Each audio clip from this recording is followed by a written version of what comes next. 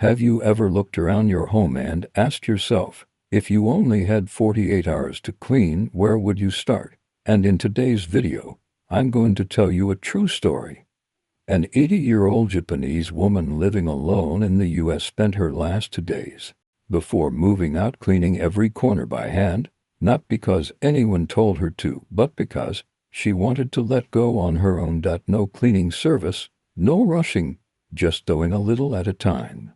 And in those 2 days, I learned 7 cleaning habits. Habits I believe everyone over 60 should know. These aren't quick tips. They're not space-maximizing techniques either. They're a way of living.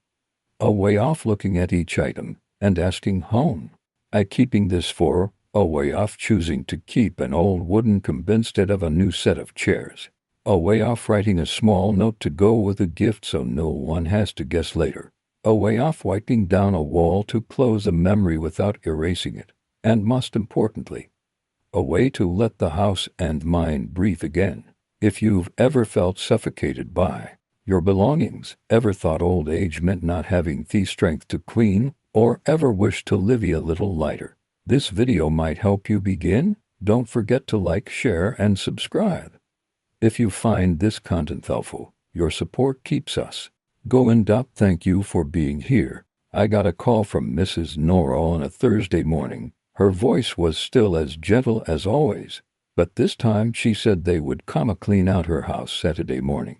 Just 48 hours left. I asked, "You're moving?" She nodded. Asmler apartment, fewer stairs, closer to the care center, Dr. Circumventing. I asked what she needed from me. Help with cleaning. She said most of it would be handled. But there was one space she wanted to clean herself. And she wanted me there, not to carry boxes, but to listen. I didn't understand right away, but it promised to be there at 8 o'clock a.m. the next morning. She told me to bring a clean cloth, a pair of gloves, and if possible, a little patience. When I hung up, I looked around my own home and wondered, if I only had 48 hours to leave, where would I begin? I didn't have an answer, but I believed Mrs. Noriko did. And I knew this cleanup would be unlike any I'd ever seen. Habitat. Start with the heaviest place, not easiest. I arrived at Mrs. Noriko's house on a quiet morning. The house was the same. Not big, not modern, but every brick, every door seemed to hold a piece of memory. I've met many elderly people living alone in the U.S., and they often start decluttering from the garage, from storage room, from the things that are easiest to sort. But Mrs. Noriko didn't. When I stepped in, she didn't point me to the backyard or the attic. She led me to a wall at the end of the hallway, a blank wall with nothing hanging on it.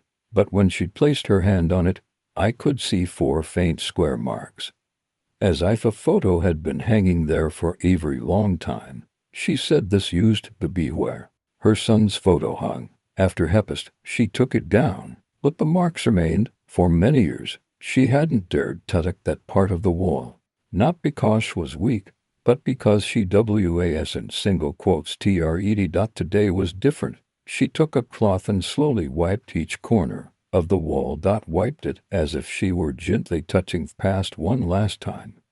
I didn't say a word, but deep down I remembered the American elders I'd helped before. Many of them chose not to touch their homes of their loved ones who had passed. They left everything as is, like a shrine.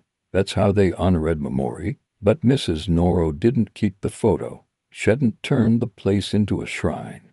She kept an empty wall so that one day she could wipe away the last marks with her own hands. I never thought something so simple could make my throat tighten. She said, "I'm starting here because if I don't clean this place first, I won't be able to clean the rest." To her, decluttering wasn't just about removing things. It was about moving forward. For many Americans, decluttering is a way to preserve. I believe both are right, because either way it is a form of love. But maybe when we're finally ready, cleaning the things that once hurt the most is the first way to feel light again. Habit 2. Face the things you've been putting off.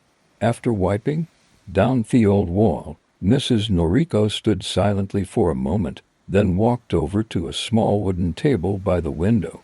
She bent down and pulled out a brown paper box tied with a faded silver string. She said, "This box isn't big, but it holds everything I once said I would get taller." Hearing that made my throat tighten, not because she said anything dramatic, but because I have a box like that to maybe everyone does. If it's not under edible, it's somewhere in a drawer on a shelf or even in our minds. She opened the box and took out what seemed like useless things. A half-written letter with no recipient, a piece of kimono fabric she once meant tosu into a handkerchief, a small notebook marked 2009, a cookbook, a New Year's card that was never filled out. She didn't explain much. She just said, "These are the things I thought I'd have a time to finish. But at my age, I know if I don't touch them today, I probably never will." I thought of my American friends my age. Many also keep things they haven't finished. An unfinished embroidery, a photo album meant for later, a drawer full of business cards from someone was gone. But they often keep them closed, telling themselves they'll open them someday. And then they never do. Mrs. Noriko was different. She opened them, picked out 3 most important things, took photos, wrote short notes, then packed the rest to give away. She said, "I didn't finish everything. I just chose to, and gently the things I never truly begin. That's how I give wholeness back to myself." In Japanese culture, incompletion is not failure. It's part of life. But Americans often feel pressured to finish, to resolve everything completely. So the things left undone become a burden. I looked at her, then thought of myself, and realized sometimes just opening that old box, just facing what we've been putting off, is already a kind of release. Not because we've finished it, but because we've stopped avoiding it. Habit 3. Ask again, who am I keeping this for? After sorting through the box, Mrs. Norrell led me to a wooden cabinet tucked beside the kitchen. Inside were many items wrapped carefully in paper, a set of porcelain bowls with gold rims, a hand-painted paper fan, a red photo album that looked brand new. She said, "These were things I once meant to pass on to my grandchildren."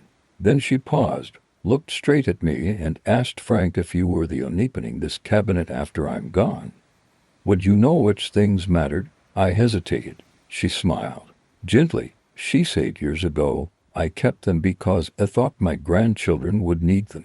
But I realized they don't know the meaning these things once had. Now, if I keep something, I write a short note with it. If I don't know what to write, I let it go." That stopped me in my tracks.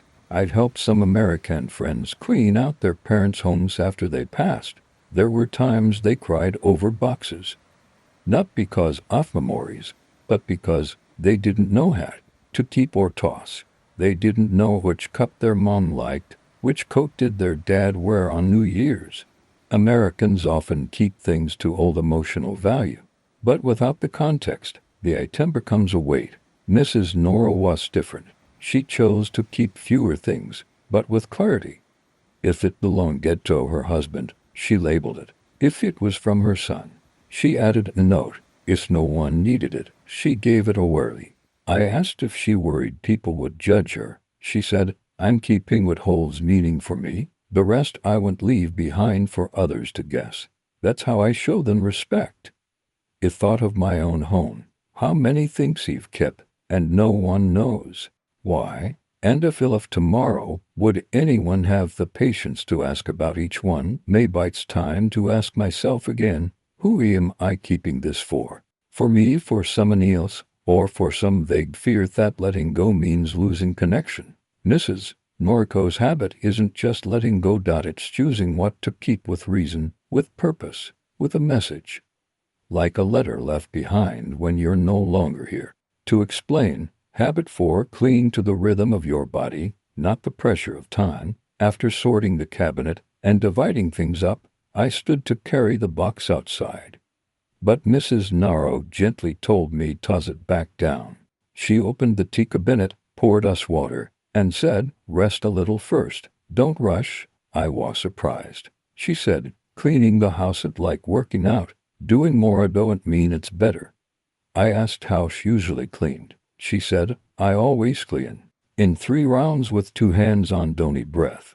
I didn't get it at first. She explained that the first round is to look, the second to touch, the third to choose. 2 hands because one hand should always be ready to let go when the other wants to hold on, and one breath so I know when to pause. The Lord. It sounded a bit like a meditation, but the more I thought, the more it made sense. I've seen many older American friends clean like a marathon. The closer moving they gets, the faster they work. Some clean from morning till night. They take painkillers and still bend down to pick up every item. They treat cleaning like a task that must be done. But Mrs.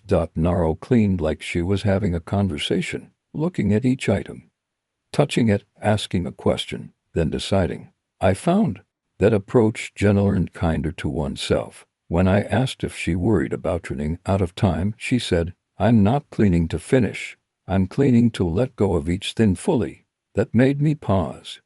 For the Japanese, especially people like her, cleaning is a form of respect for the space you live in. Every item touched one last time like a farewell. For many Americans, I know cleaning comes with deadlines. It must be done before the move.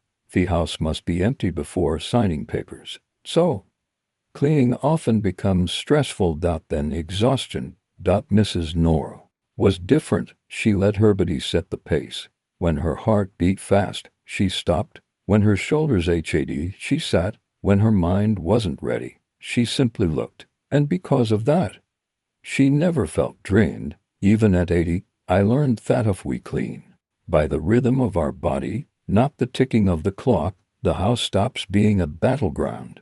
It becomes a space where we're truly living, feeling, and letting go. Habit 5, keep what represents you. That afternoon, Mrs. Nara asked me to open a small drawer in the bedroom. Inside was an old ebony dressing table. The paint was chipped. On the handle, on tabletop sat a small mirror, a powder box, a wooden comb, and a few handkerchiefs folded neatly. She said, this is where I sit every morning. Not to look pretty, but to see myself a little each day. I looked at the comb. It was old but clean. The handle is worn smooth. She picked it up and gently ran her fingers along it like touching a memory. I asked, which item do you plan to keep? She said, just the comb. I was a little surprised. She smiled. This comb came with me from Japan to use, from when my hair was black to know when it's white. It's not expensive, but every morning I use it to remind myself I'm still alive, still me. In Japanese culture, an object is not just a tool. Each item carries a part of the user's soul. We don't keep things for their price, but for how they represent who we are. I thought of my American friends. When they clean out their homes, they often keep the big valuable items, paintings, chairs, clocks, things of Orion notices. But sometimes they forget to keep the smallest things like an old nightgown or the cup they use every night. Maybe they don't think it matters, but Mrs. Norrell was different. She chose to keep the comb, not to use, but to remind that no matter where I live, no matter how small the home becomes, I am still there. I looked at myself. If I had to move, what would I keep to mind? Me who I am? I didn't have an answer, but I realized that out of everything I could keep, I should choose something small, something close to myself, like a thread that ties the past to the present, between where I used to live and where I'm going next. Habit 6, let your home breathe with you, not let the past hold you back. I returned to Mrs. Norco's house the next morning. It was still the same house, but the feeling had changed. No more boxes waiting to be sorted. No more extra chair pushed awkwardly in a corner. The tea table was wiped clean. There was a single white chrysanthemum in a vase. One chair faces the window. A book lay down as if someone had just been reading. Mrs. Noriko welcomed me in. She didn't say much, just poured tea, sat down and said, I've cleared everything you don't need and kept only what I truly live with each day. I asked, why didn't you leave a few things for memory? She said, Memories don't need to be repeated too often.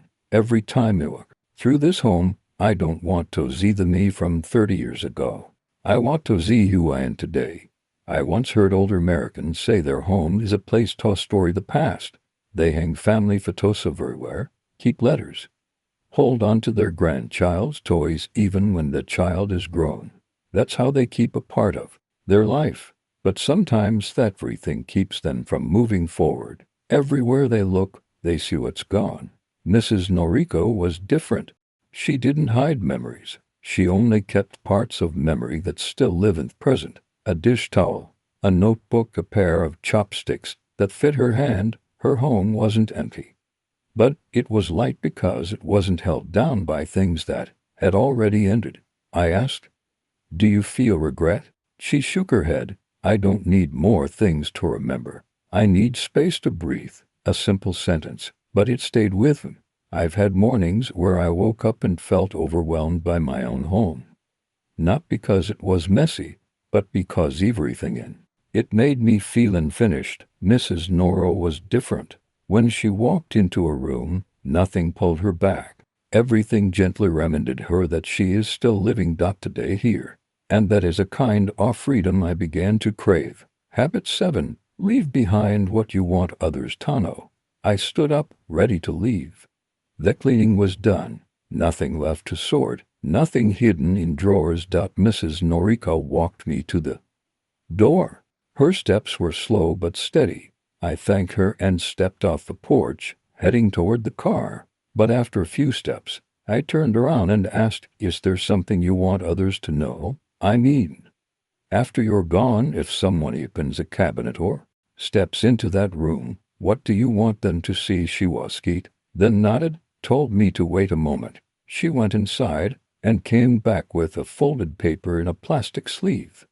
On it were 7 handwritten lines, 7 things. She called them the things you want to keep. After living 80 years, it took it and read each line slowly. Every line was something simple. Keep the habit of washing your hands when you come home. Keep greeting people with your eyes. Keep the wooden comb I've used for decades. Nothing grand. Each thing held deep personal meaning. The thought of older Americans. When they pass, they often leave behind houses, assets, and important documents. But few leave a page telling what they truly wanted to pass on, the things that made them who they were. Maybe because Western culture values independence, people rarely say what's deeply personal. Mrs. Noro didn't want others to guess. She wrote it down, not to make anyone keep it, but so someone might understand. I think that habit isn't just about leaving behind objects. It's about leaving a part of your way of living, a sheet of paper, a few lines, but enough to help someone understand who wants to live here. I folded the paper and gave it back to her, said that if possible, I'd like a copy. She smiled, nodded, and said, "Everyone should write a paper like this, not for others to keep, but so we know what we've truly lived for." I left Mrs. Naro's single quotes as house that Saturday afternoon. The sun was soft. The trees in front moved gently, like waving goodbye to something that had ended. She stood on the porch, said nothing, just bowed her head slightly. A very Japanese bow, deep certain. I didn't record video, didn't take photos, didn't save any item. Yet every detail from those 2 days stayed with me as if they were part of my memory. Mrs. Noro didn't explain much. She simply lived and invited me to witness how she let go of each thing. No drama, no sadness, just simple actions repeated with presence. From the wall where her son's photo once hung, from the box of things she had put off, from the cabinet she thought her grandchildren would need, from the old wooden comb, from the tea table with one flower and an open book, and finally, from a handwritten paper, like a small map leading back to herself. In those 48 hours, I saw 7 habits I'd practiced for years.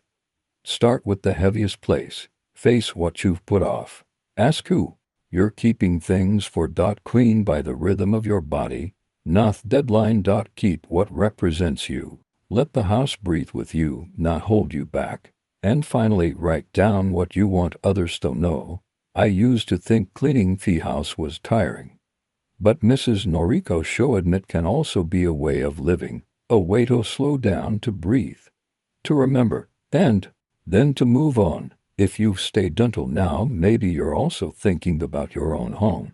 Maybe you're living among old things. Maybe you don't know where to begin. I don't have the perfect answer, but I believe, just like Mrs. Naro, you can begin with one small thing, one small corner, one item, one question. Who am I keeping this for? And from there, you will begin to clean, not just your home, but your heart. Thank you for staying until the end of history. If you found this helpful, please like, subscribe, and leave a comment so I know you're there. Your presence is a precious gift. See you in the next story, where we'll keep learning how to live a simpler, lighter, and truer. One step at a time. For now, goodbye and take care.